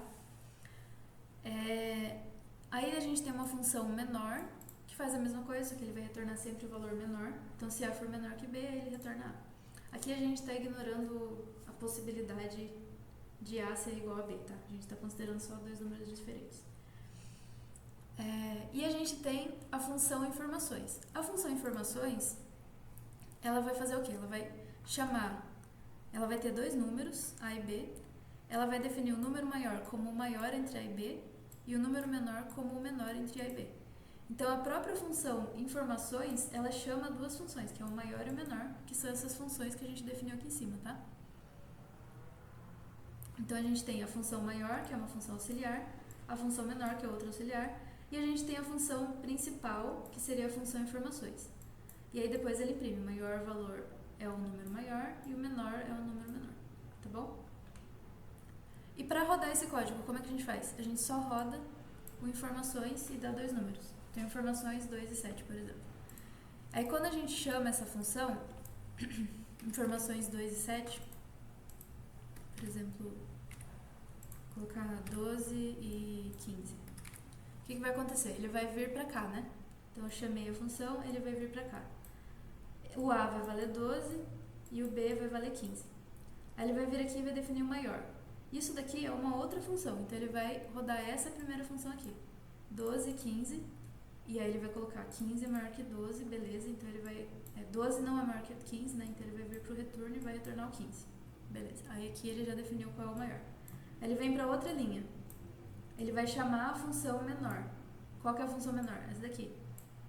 O 12 é menor que o 15? Aqui, né? Sim, então ele vai retornar o 12. Então o número maior ficou 15 e o número menor ficou 12. E aí ele imprime essa parte aqui de baixo. Tá bom? Então eu estou fazendo uma função que chama outras funções, é como se elas estivessem encadeadas. E aí para rodar esse código eu só preciso de uma linha, que é essa parte aqui de chamar a função principal, né? Certo? Deu para entender? Beleza. Vamos para um outro exemplo aqui, que é o exemplo com a função main, que eu estava falando para vocês, tá? O uso da função main. Para quem faz site, isso aqui é muito, muito comum. Porque isso aqui vem, inclusive, Sabe quando você está fazendo um site, você tem a página principal do site é a main, né? Então você configura aquela página. Só que em vez de você configurar todos os elementos ali, você vai chamando os elementos para dentro da página principal. É a mesma lógica. Só que aqui a gente está criando várias funções auxiliares. Então, por exemplo, define se um número é positivo, se um número é par. E aí a gente tem a função principal, que é a função main. Se eu não conheço esse código, alguma outra pessoa criou. Uma pessoa, sei lá, que eu não conheço, criou esse código. A primeira coisa que eu faço para entender o código é ler a main. Aí eu leio o que está escrito na main. Aí conforme eu for encontrando coisas que eu não sei como funcionam, então por exemplo aqui, ó, vamos ler só a main. Ele vai perguntar o saldo da conta, vai dar um input aqui e vai transformar num int. Aí se é positivo o saldo da conta, o que significa isso? Não sei, porque eu não li essa função ainda. Aí agora que eu estou precisando dela, eu subo aqui em cima e vejo o que é o positivo. Ele vai receber um número, se o número for maior que 0, ele retorna true, se não ele retorna false. É isso, ele vai checar se o número é positivo ou não. Então beleza, se o número é positivo, você ainda pode gastar esse valor. Se não, você está devendo tanto. É isso, então eu estou lendo a main e estou entendendo passo a passo o que ela está fazendo. Aqui ela está chamando uma outra função, e essa outra função aqui, que é o é positivo, que a gente acabou de ver, ela só serve dentro da main. Então não vai ter nenhuma outra coisa importante acontecendo aqui dentro dessa função. Ela vai estar servindo para rodar a main aqui dentro, tá bom?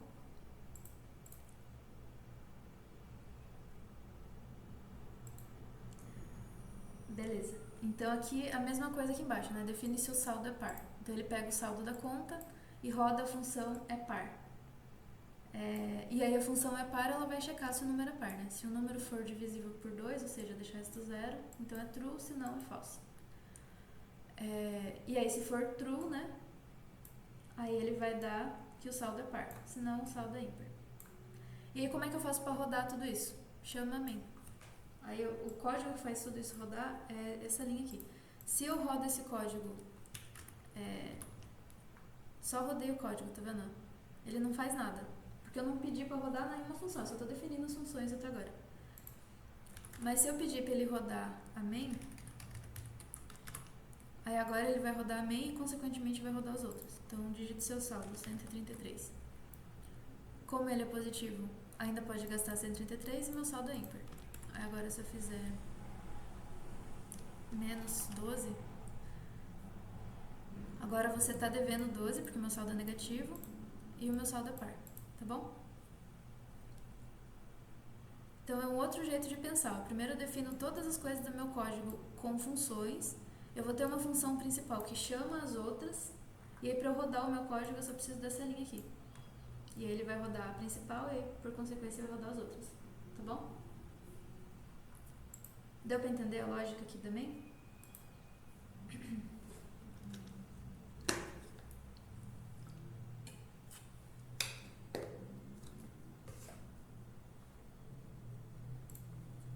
Beleza. Aí só tem mais duas coisas. A primeira é... Isso é muito eficiente, isso é muito recomendado quando você está trabalhando com várias pessoas mexendo no mesmo código. Na vida real você nunca vai programar sozinho, né? Se você estiver trabalhando com isso, pelo menos, você não vai programar sozinho. Você vai dividir o código com um grupo de trabalho, ou você vai dividir o código com departamentos diferentes, ou às vezes você vai ter que vai estar fazendo código para alguém, você vai ter que devolver esse código para alguém depois. Então, sempre que possível, a gente trabalha com funções, porque é mais fácil entender essa função aqui separadinha, e aí depois encaixar o que eu entendi aqui dentro, do que ficar lendo um código gigante, assim, enorme, que eu não sei onde vai parar, não sei pra onde vai, tá? Inclusive, uma coisa muito importante, que o pessoal costuma fazer e que é muito recomendado, é comentar função por função. Então, por exemplo, aqui, ó, função que recebe um número e retorna true se é positivo.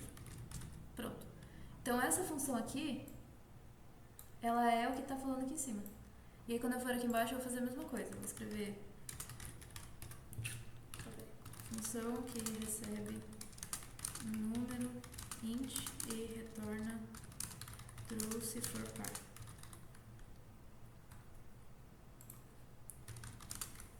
Tá? E aí a pessoa que estiver vindo ler o meu código, ela vai entender o que essas funções fazem. Então, na hora que ela topar aqui no meio com uma função é positivo, que foi criada ali na minha função principal, ela já vai vir aqui em cima, encontra a função é positivo. O que ela faz? Está escrito aqui em cima. Então, ela vai retornar true se o número for positivo. Assim, o meu código fica bem modular, bem organizadinho e bem fácil de entender para quem estiver trabalhando comigo. Tá bom? E aí, isso aqui depende. O jeito que você faz comentários é muito pessoal, assim. Tem como escrever comentário de um jeito mais comprido, assim. Tem pessoas que fazem comentários tipo entrada tal, saída tal. Então, por exemplo, aqui, ó. Tem como você fazer comentários assim, ó. Entrada, int. Aí aqui, saída, true, se positivo. Aqui não tá muito bem feito, mas num do tipo int, por exemplo. Então a saída vai ser true se num for maior que 0 e false se num for menor que 0, por exemplo. Tem como comentar desse jeito também, é uma outra forma de comentar que deixa muito explícito o que você está fazendo nessa função, tá? Isso depende muito, cada grupo faz de um jeito, cada um tem seu padrão para trabalhar junto, sabe? Quando você vai trabalhando com alguém, você vai desenvolvendo um padrão de comunicação ali no código. Mas com certeza dividir em funções é muito comum e muito indicado também para o seu código ficar mais organizado. Certo?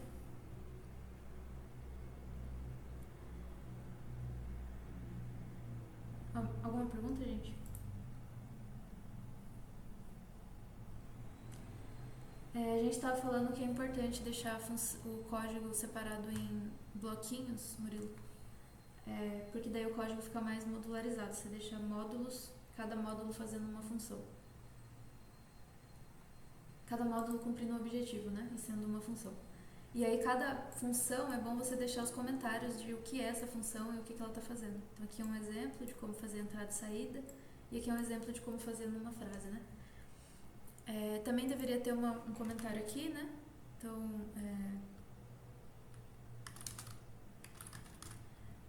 main, que é a função principal, lê o saldo da conta e define se é positivo e par. E aí aqui dentro da função já tem os próprios comentários, né, do que cada um faz. Tá bom? Então sempre deixar o código o mais comentado possível e se for usar a função, deixar ele bem modular, assim, explicando o que cada uma faz.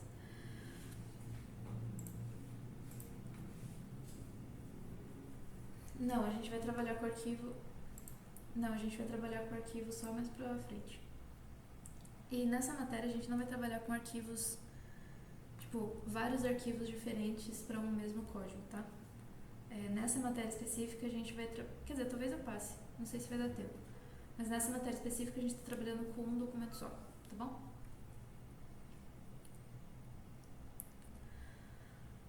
Beleza, então o tipo de variável da função.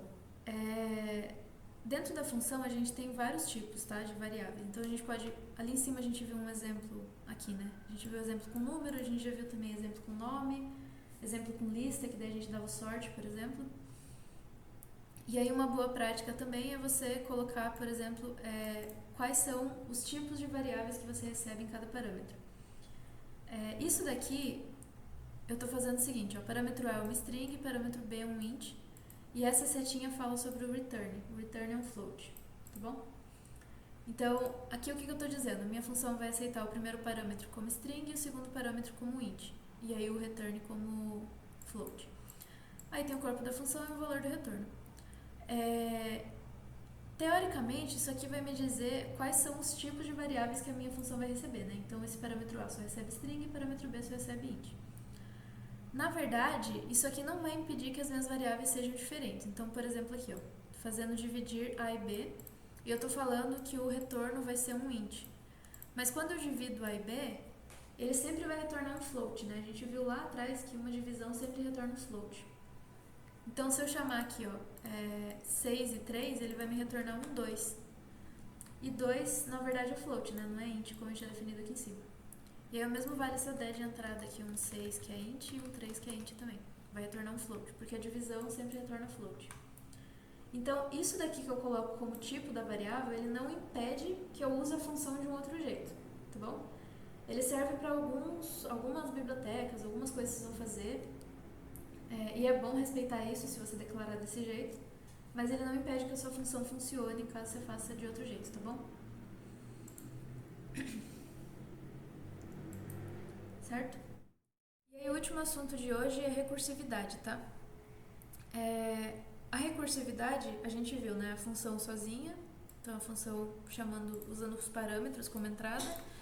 A gente viu a função chamando outras funções aqui, né? Então a função principal chamando uma outra função.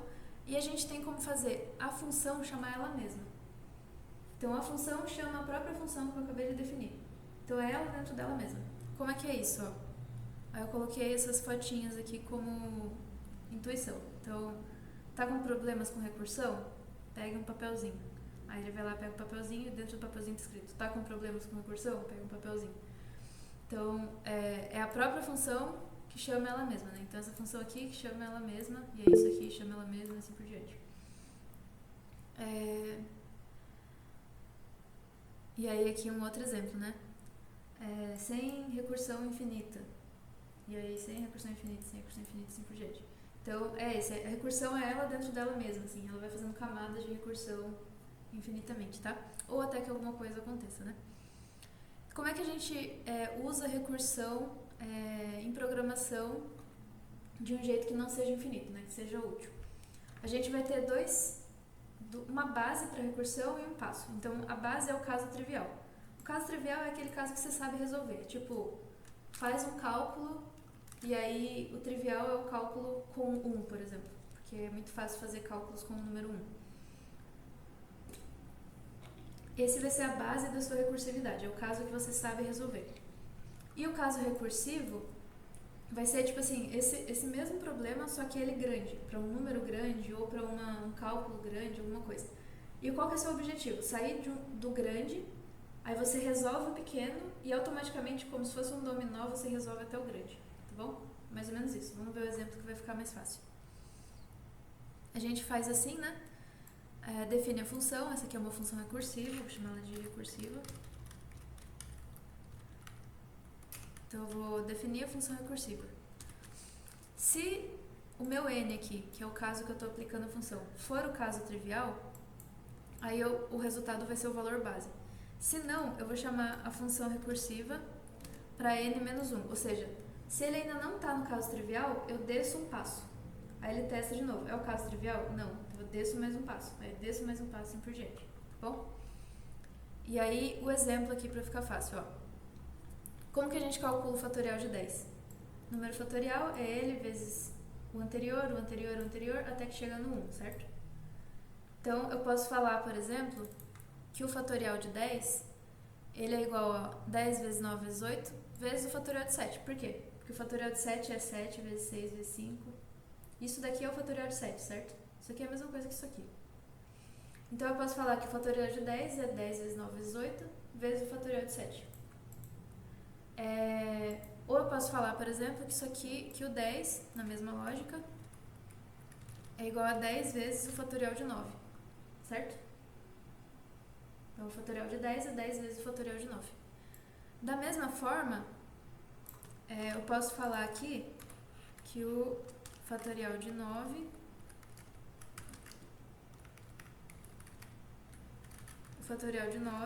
é igual a 9 vezes o fatorial de 8, certo? Porque é 8 vezes 7 vezes 6 vezes 9, certo? E aí eu posso falar que o fatorial de 8 é 8 vezes o fatorial de 7, por exemplo, tá bom? Eu não sei calcular o fatorial de 10. O fatorial de 10 é um número muito grande. Tá? Então, se for calcular o fatorial de 10, isso aqui vai dar uma trabalheira. Você vai fazer tudo isso aqui, muitas multiplicações. Também não sei o de 9, também não sei o de 8, também não sei o de 7, blá, blá, blá, blá, blá. Só que vai chegar uma hora, fazendo essa mesma lógica aqui, deixa eu fazer um risquinho aqui. Vai chegar uma hora que eu vou calcular o fatorial de 2, por exemplo. E isso aqui vai ser 2 vezes o fatorial de 1, certo? E o fatorial de 1, todo mundo sabe que é 1. Não é? Porque é 1 vezes 1, não é vezes nada, é 1 só. Então eu vou fazer o fatorial de 1, que vai ser 1, esse é o caso trivial, e aí eu faço vezes 2. E aí o fatorial de 2 vai ser 2. Aí eu vou para o outro caso, o que vinha antes dele? O fatorial de 3 é igual a 3 vezes o fatorial de 2. E aí agora eu já sei quanto que é o fatorial de 2. Então eu faço 3 vezes 2 só. Eu meio que tô fazendo a mesma coisa, só que o contrário, tá vendo? Tipo, eu achei o caso final, que é o caso mais trivial de todos, e aí eu volto depois como se fosse uma queda de dominó. Certo? Isso, é muito parecido com indução. É bem indução mesmo isso aqui. Dá pra resolver um monte de exercício de indução com isso aqui. Tá bom? E aí como é que fica definir essa função fatorial? Ó? Eu defino o fatorial de n como, se o n for igual a 1, então você retorna 1. Porque o fatorial de 1 é 1. Mas se o n não for igual a 1, se ele for qualquer outro número natural, então ele vai ser o n vezes o fatorial de n menos 1. Certo? E o fatorial de n menos 1 é o quê? Aí roda essa função para n menos 1. E aí, por exemplo, vamos começar com 5, por exemplo, fatorial de 5. 5 não é 1, então ele vai retornar 5 vezes o fatorial de 4. Aí ele vem aqui, fatorial de 4. É 4 vezes o fatorial de 3. Aí ele vem aqui, qual que é o fatorial de 3? 3 vezes o fatorial de 2. Não, qual que é o fatorial de 2? 2 vezes o fatorial de 1. Mas opa, agora eu cheguei no caso trivial. Aí ele vai retornar 1. Aí vai ser 1 vezes 2. Aí ele vai voltar. Aqui já vou ter o fatorial de 2. Ele vai voltar para outra função que ainda estava aberta. E assim por diante, tá? Então aqui tem o exemplo. Então ele começa tentando calcular o fatorial de 5. Ele vai conseguir só chegar até aqui. Aí fatorial de 3, de 2, de 1. E aí quando ele consegue, ele volta e fecha tudo até o fatorial de 5. Aqui fatorial de 11. Opa, não rodei. Tá aqui, pronto. Aí ele calculou dessa forma recursiva esse exercício, tá? Do fatorial de 11. Uma coisa importante, não sei se está aqui embaixo, a recursão, ela nem sempre, ou na maioria das vezes, ela não é otimizada. Por quê? Porque ela gasta muita memória do computador. Porque pensa que se você abrir o fatorial de 5 aqui, então você tentou calcular o fatorial de 5, você não conseguiu, você foi pro 4, pro 3, pro 2, e só depois você conseguiu chegar no 1. Então você teve que manter essa função aqui, você teve que manter essa função aqui rodando, essa daqui também, essa daqui também, essa daqui também, até você chegar no 1 e depois você sobe para fechar essa daqui. Então ela não é otimizada, porque você está guardando muita memória ali. Você está guardando muito recurso para calcular um número, tá bom? Então, às vezes, na maioria das vezes, a interação, que é esse de, por exemplo, se eu quiser fazer um fatorial, eu faço um for ou um while e tal. Isso vai ser mais otimizado em questão de recurso. Mas para legibilidade, às vezes é melhor fazer o fatorial. Bom, então aqui ele fala que, às vezes legibilidade é melhor com a recursão, mas para uso de memória é melhor a interação. Às vezes, né? E aí você pode fazer recursão infinita, só que no Python a gente tem um limite de quantas camadas você pode deixar aberto. Então, por exemplo, aqui, para calcular o fatorial de 5, eu deixei 5 camadas abertas, né? Então, 1 aqui, 2, 3, 4, e aí depois eu calculei o fatorial de 1 e caí nesse caso trivial aqui de cima, né? Então, foram 5 camadas abertas. O Python, ele tem uma limitação de 1000 camadas abertas, tá? Essa limitação aqui é para que você não consuma toda a memória, não bugue o código por causa de memória. Então ele deixa você chegar numa profundidade de 1000. Depois você pode alterar essa configuração, se você quiser, tem como alterar. Mas aí é por sua conta e risco, e por padrão o Python só deixa até 1000, tá bom? Acho que aqui é o mesmo exemplo. Esse aqui ele não é recursivo, ele é interativo. Então, como é que você calcula o fatorial interativo? Você pega o while, n for maior que 0, aí você começa do n grande, por exemplo, quero calcular o fatorial de 5. Aí eu faço 5 vezes 4 vezes blá blá blá, até que ele vai chegar no 1. Aí depois do 1 ele já não entra mais no while e retorna o fatorial. Isso aqui é mais otimizado do que fazer recursividade, tá bom?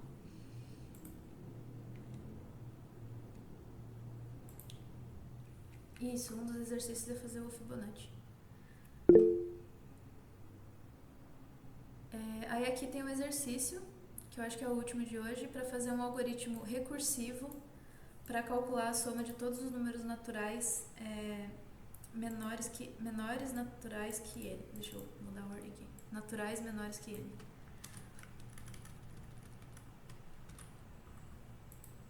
Então você vai dar um número 20, sei lá, ele vai ter que somar todos os números menores do que 20.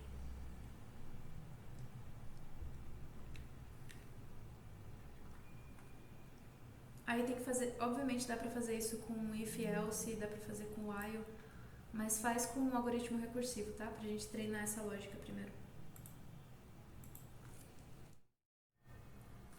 Rafa, o que você tinha perguntado aqui, você tá caindo exatamente naquele erro, que é esse daqui, ó, que não é um erro na verdade, né? Que é esse daqui, ó, o erro de profundidade. O limite de profundidade, né? Não é um erro. Quando você atinge esse limite, você chega nesse recursion erro de maximum, sei lá. Deixa eu colocar aqui. Aqui, ó. Ele vai chegar nesse erro aqui. Que ele vai chegar na profundidade máxima excedida, tá vendo? Profundidade máxima de recursão. Por algum motivo você está chegando em mais de 1000, ou então o seu está configurado para ser o mais raso, né? A recursão.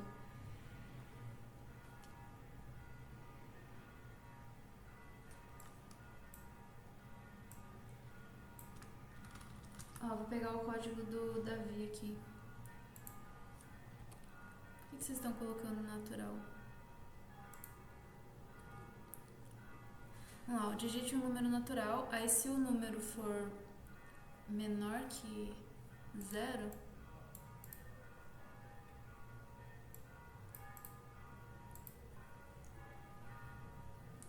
ó, aqui o que você retornar dessa função vai ser usada nela mesma uma camada superior, certo? Fala aí, Davi.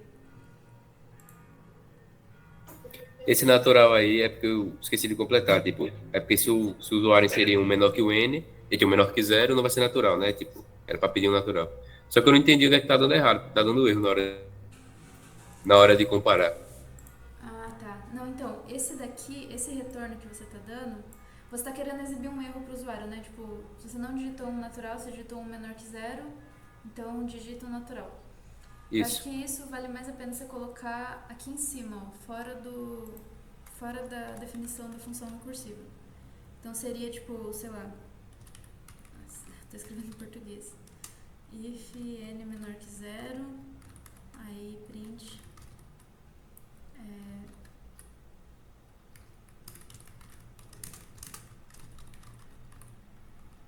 natural. E aí, ou então isso ser um input, na verdade, né? Input seria melhor. E isso aqui substitui o n, por exemplo. Aqui dentro da função, o que você colocar como return, ele não vai retornar para o usuário, ele vai retornar para a função. Então, o return aqui ele é diferente do print, do input, porque ele retorna um valor para o seu código e não para o usuário. Então, aqui, o que você retornar, você vai estar usando nessa soma aqui, porque essa soma ela vai rodar de novo essa função, certo? Então, o retorno dessa soma vai ser usado para o próximo, para o próximo, para o próximo. Como você está usando os resultados para somar, então o retorno dessa função aqui tem que somar com um número, então o retorno sempre tem que ser um número. Aqui você está tentando, ele vai retornar em algum momento, vai retornar natural como string e você está tentando somar ele com um número, aí vai dar erro. Então, sempre o retorno tem que ser um número, tá? Então aqui, por exemplo, 1. Eu vou colocar, por exemplo, 1...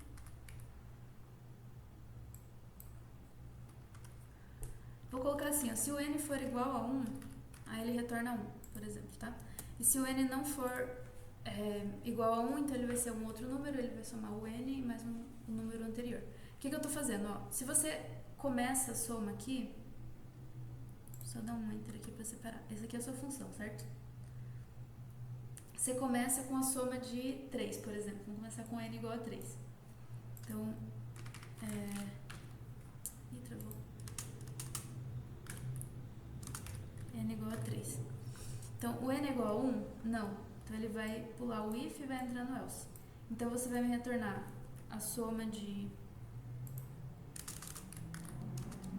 3 mais soma de 3 menos 1, que seria 2, né? certo? E aí a gente volta aqui pra cima de novo. Só que daí agora é uma outra função que eu tô chamando. Mesma função, só que para um outro número. Agora eu tô chamando soma 2. Professora, Oi? no caso desse segundo N, não deveria ter um int antes também, não? Se N é menor que zero. Como eu tô definindo o int aqui fora, eu posso fazer só assim, ó.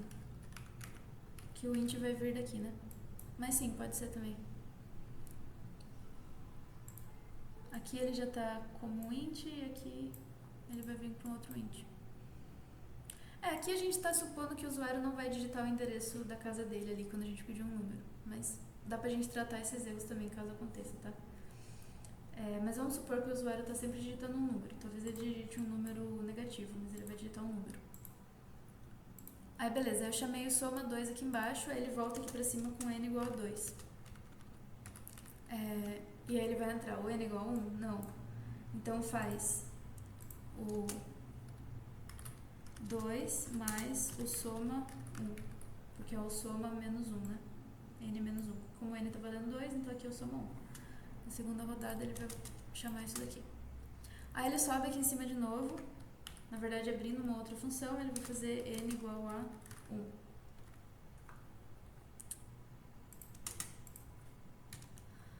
O n igual a 1, agora ele entra, né? Agora sim. Então ele vai retornar 1. Então ele já nem vem aqui pra baixo, ele retorna 1 aqui. Ele retorna pra onde, né? Ele retorna pra cá, ó. Então agora esse soma 1 vai valer 1. E aí ele faz essa soma. 2 mais 1 é igual a 3. E aí pra onde ele manda essa soma? Manda pra cá, ó. Soma 2 vai valer 3. E aí ele faz a soma. Isso aqui vale 6. Então ele vai retornar isso daqui inteiro. Então esse soma n aqui que eu tinha chamado com o valor 3, na verdade vai retornar o valor 6 aqui. Certo? Deu pra entender? Fala aí, Davi. Tipo, se eu botasse o if n maior que 1, aí eu já botasse logo esse para retornar n mais a soma de n menos 1. Eu nem precisava do caso else, né? Ou precisava? Na função recursiva, você sempre vai precisar do else. Essa estrutura de recursividade, ela é diferente da estrutura normal de função, tá? É um jeito de usar a estrutura de função. Se você fizesse o n maior que 1, aí você está pensando num jeito parecido com o laço, por exemplo. Aqui a gente não está pensando em laço, if, else, nada disso.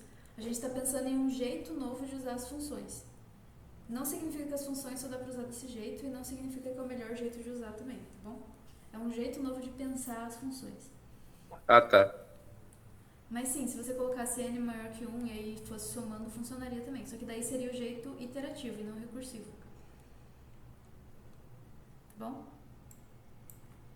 Tá bom, obrigado. Beleza. Aí depois, gente, vai ter mais exercícios. Aqui vai ter um exercício de inverter listas, tá? Então, como é que você inverte listas de um jeito recursivo?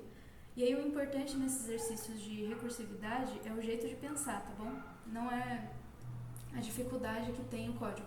Porque se fosse fazer, por exemplo, o código de somar números de um jeito iterativo, a gente já fez isso na aula 3 ou 4, eu acho.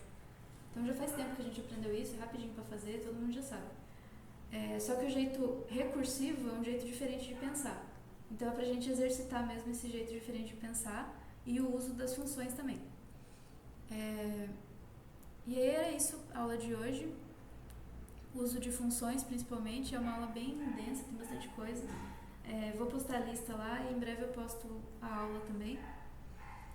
E se tiverem dúvida, podem perguntar, tá bom? Senão acabou a aula.